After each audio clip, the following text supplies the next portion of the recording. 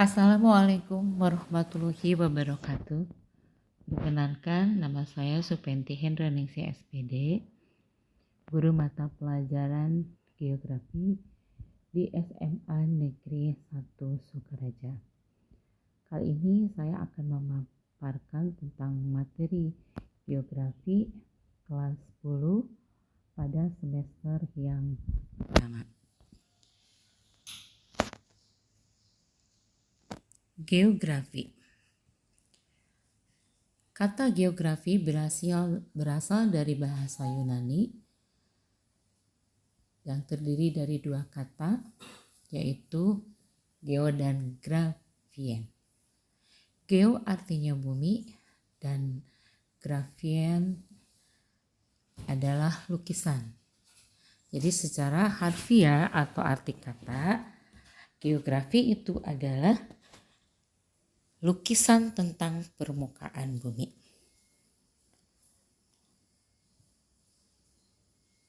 Baiklah, dari pengertian secara harfiah, banyak ahli geografi, di antaranya seperti Eratosthenes, Profesor R. Bintarto, kutipan dari Sutarjo Kartoharikusuma. Di sini saya akan mengutip persamaan pengertian yang disampaikan oleh ahli geografi. Pada dasarnya geografi mengkaji tentang bumi sebagai tempat tinggal. 2. Hubungan manusia dengan lingkungannya. 3. Dimensi ruang dan historinya. Persamaan geografi dari pengertian yang dikemukakan para ahli, banyak yang kita kutip adalah pengertian dari Ikatan Geografi Indonesia. Dimana kalau geografi itu adalah ilmu yang mempelajari persamaan dan perbedaan gejala geosfer dalam ruang lingkup keruangan dan kewilayahan. Baik, selanjutnya kita akan bahas tentang ruang lingkup geografi. Terdiri dari aspek fisik dan aspek non-fisik. Aspek fisik diantaranya adalah aspek topologi yang terdiri dari letak, luas, bentuk, dan batas. Yang kedua, aspek non-biotik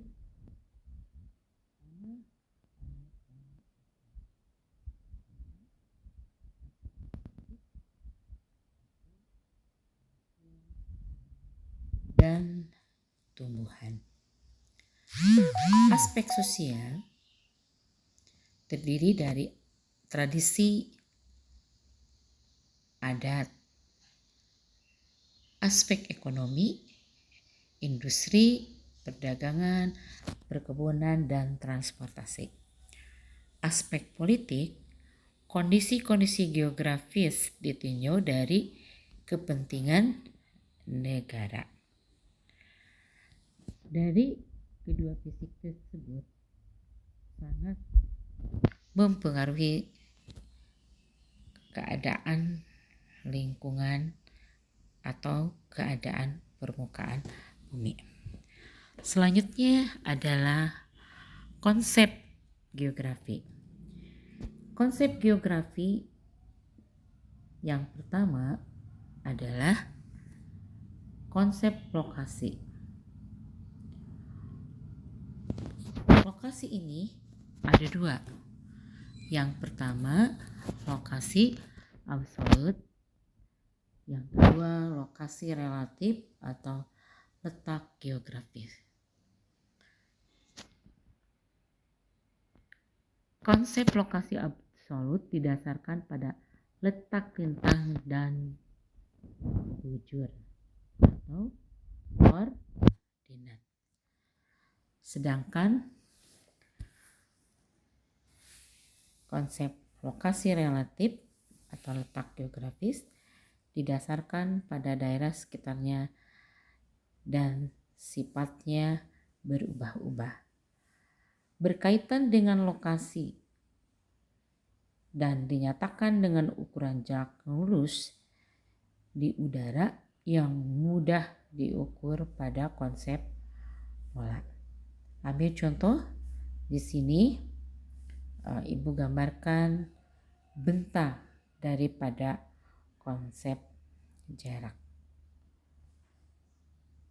Yang ketiga adalah konsep keterjangkauan. Konsep keterjangkauan ini yaitu lebih berhubungan dengan kondisi medan yang berkaitan dengan sarana angkutan dan transportasi. Penyebab suatu daerah memiliki keterjangkauan atau aksesibilitas yang rendah.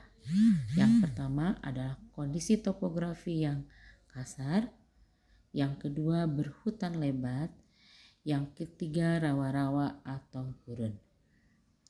Kita lihat di dalam gambar, ya, ada gambaran yang menyebabkan adanya kejangkauan. Berikutnya adalah konsep morfologi. Merupakan perwujudan bentuk daratan muka bumi sebagai hasil pengangkatan atau penurunan wilayah seperti erosi dan pengendapan sedimentasi. Silakan kalian amati gambar yang diperlihatkan bahwa ini adalah bentuk daripada morfologi. Yang berikutnya adalah konsep aglomerasi atau pemusatan, kecenderungan persebaran penduduk atau kegiatan industri yang bersifat mengelompok pada suatu wilayah yang relatif sempit dan sifat menguntungkan karena kesamaan gejala ataupun faktor-faktor umum yang menguntungkan. Kita lihat di dalam aglomerasi tersebut ya, bahwa faktor yang paling menguntungkan sekarangnya adalah keadaan permukaan bumi. Konsep yang berikutnya adalah keterkaitan atau nilai kegunaan. Suatu fenomena di muka bumi bersifat relatif, tergantung dari kebutuhan penduduk yang bersangkutan. Misalnya pegunungan. Bagi masyarakat pegunungan dan masyarakat kota, nilai daerah pegunungan pasti akan berbeda. Coba kita lihat dari gambar, ya. Satu perbedaan di mana kalau pegunungan bagi pedesaan adalah suatu sumber penghasilan, ya. Sedangkan dari wilayah perkotaan mungkin sebagai tempat rekreasi. Yang berikutnya adalah konsep geografi yaitu pola. Pola berkaitan dengan susunan, bentuk, dan persebaran fenomena dalam ruang muka bumi. Contoh penerapan konsep pola di kawasan perkotaan. Manusia membangun kawasan pemukiman dengan pola sedemikian rupa agar memudahkan masyarakat mencapai tempat kerja, sekolah, pasar, sehingga mudah menciptakan kehidupan sehari-hari yang nyaman. Wilayah pada hakikatnya adalah suatu perpaduan antara berbagai unsur, baik unsur lingkungan ataupun kehidupan. Hasil perpaduan ini akan terlihat pada setiap tempat mengembangkan potensi sumber daya alamnya.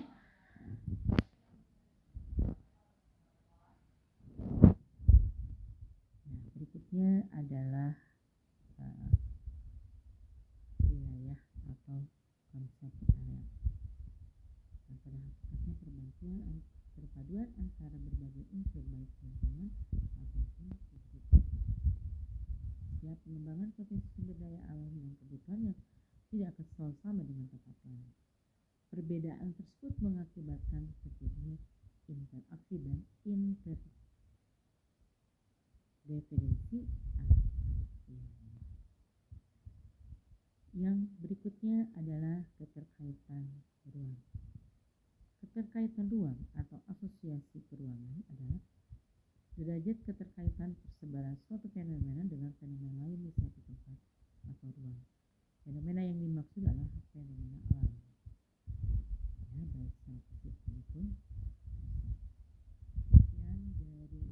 konsep geografi, ruang lingkup geografi, dan hakikat geografi. Sekian dan terima kasih.